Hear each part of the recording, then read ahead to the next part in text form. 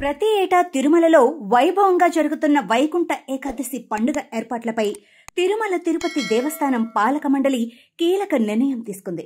శ్రీవారి ఆలయంలో ఈ ఏడాది కూడా 10 రోజుల పాటు భక్తులకు వైకుంఠ ద్వార దర్శనం కల్పించాలని నిర్ణయం తీసుకుంది.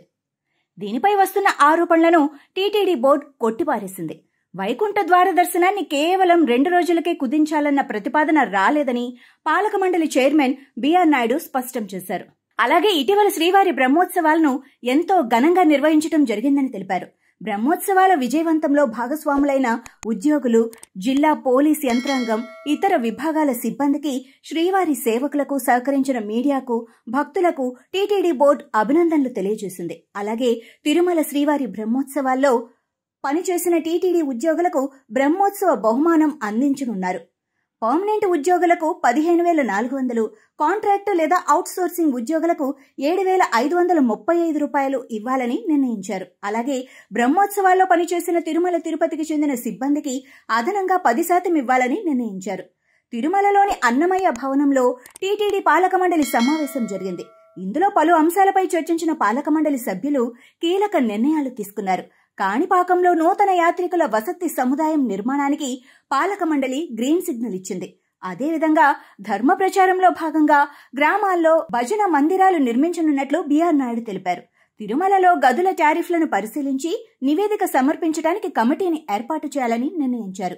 ఈ కమిటీ ఇచ్చే నివేదిక ఆధారంగా తదుపరి చర్యలు తీసుకుంటామని చైర్మన్ వెల్లడించారు. టీటీడీ గోశాల నిర్వహణకు సంబంధించి కూడా నిపుణుల కమిటీని ఏర్పాటు చేయాలని నిర్ణయించారు. ఈ కమిటీ ఇచ్చే నివేదిక ఆధారంగా గోశాల నిర్వహణ, అభివృద్ధిపై తదుపరి చర్యలు తీసుకుంటామన్నారు. ఒంటిమిట్ట శ్రీ కోదండరామస్వామి వారి ఆలయం వద్ద భక్తుల సౌకర్యార్థం 37 కోట్ల వ్యయంతో 100 గదులను ఆధునిక వసతులతో నూతన అతిథి భవనాన్ని నిర్మించేందుకు పాలక మండలి ఆమోదం తెలిపింది. అలాగే ఒంటిమిట్ట శ్రీ కోదండరామస్వామి వారి ఆలయం వద్ద భక్తులకు మరింత ఆహ్లాదకర ఆధ్యాత్మిక వాతావరణాన్ని అందించేందుకు 2.96 కోట్లతో 1.35 ఎకరాల్లో పవిత్ర వనం ఏర్పాటుకు ఆమోదం తెలిపింది.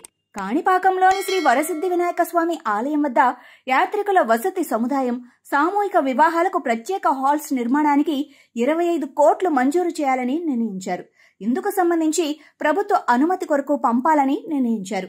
భక్తులకు మరింత మెరుగైన సౌకర్యాలు కల్పించేందుకు చెన్నై టీ నగర్లోని శ్రీ వెంకటేశ్వర స్వామి వారి ఆలయం పరిధిలో ఉన్న 6,227 చదరపు అడుగుల స్థలాన్ని దాతల సహకారంతో 14 కోట్లతో కొనుగోలు చేసేందుకు నిర్ణయించారు.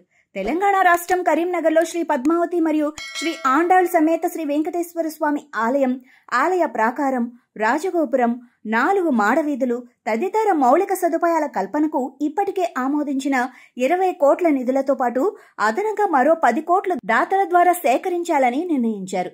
వేద విశ్వవిద్యాలయం ఆచార్య రాణి సదాశివమూర్తిని తొలగించాలని నిర్ణయించారు. అలాగే టీటీడీ కొనుగోలు విభాగంలో అవకతవకలకు పాల్పడినట్లు ఆరోపణలు వచ్చాయి. దీనిపై ఏసీబీతో సమగ్ర విచారణ జరపాలని నిర్ణయించారు.